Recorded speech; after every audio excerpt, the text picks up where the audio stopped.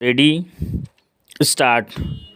महोदय, हमारा जो संविधान तैयार हुआ है उसमें भी इस बात का प्रयास किया गया है कि देश में लोकतंत्र पूरी तरह से लागू किया जाए और जनता को लोकतंत्र की सारी सुख सुविधा मिल सके।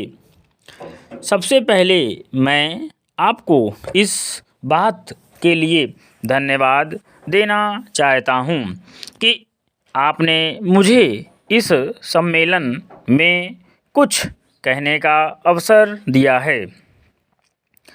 आपके सामने जो विषय आएंगे वे इतने महत्व के हैं कि प्रत्येक हिंदुस्तानी, चाहे वह किसी भी काम में लगा हो, उन पर कुछ ना कुछ ध्यान अवश्य देता होगा। यह एक मानी हुई बात है कि बच्चा जैसा तैयार किया जाता है वह बड़ा होने पर वैसा ही निकलता है। शिक्षा का काम यही है कि उसको अच्छी तरह से सुलझे तरीके पर तैयार करे और उसको इस योग्य बनाए कि उसे जिस किसी भी काम में लगाया जाए वह उस काम को कुशलता और सफलता के साथ पूरा कर सके।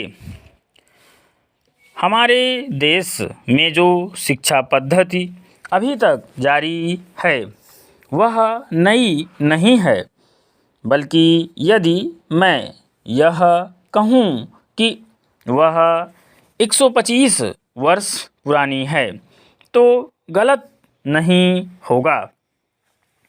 125 वर्ष पहले जिस उद्देश्य को सामने रखकर यह शिक्षा पद्धति जारी की गई थी वह उद्देश्य अब नहीं रहा, पर शिक्षा पद्धति अब तक लगभग वही है।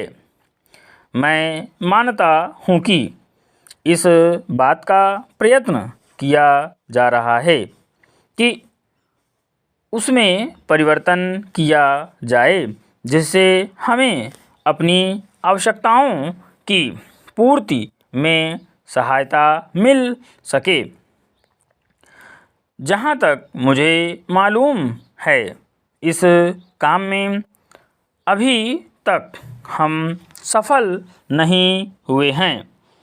मैं तो शायद यह भी कह सकता हूँ कि उस शिक्षा पद्धति को बदलने में जो प्रयास किया जाना चाहिए था वह अभी तक नहीं किया गया है। इस देश में या सभी देशों में शिक्षा के 3 भाग होते हैं।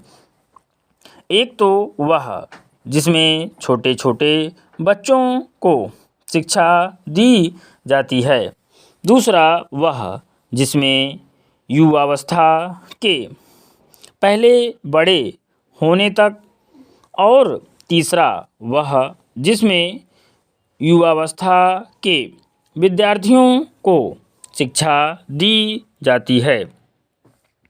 इन तीनों भागों की शिक्षा पद्धतियाँ अलग अलग हैं, परंतु वे एक दूसरे से मिलती जुलती होती हैं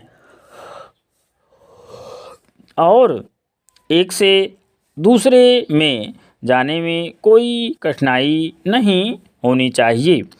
इसलिए यदि हम अपने देश की शिक्षा में सुधार चाहते हैं तो सबसे अधिक आवश्यक यह है कि सर्वप्रथम प्राथमिक शिक्षा में, उसके बाद माध्यमिक शिक्षा और फिर विश्वविद्यालय शिक्षा में सुधार किया जाना चाहिए। विराम।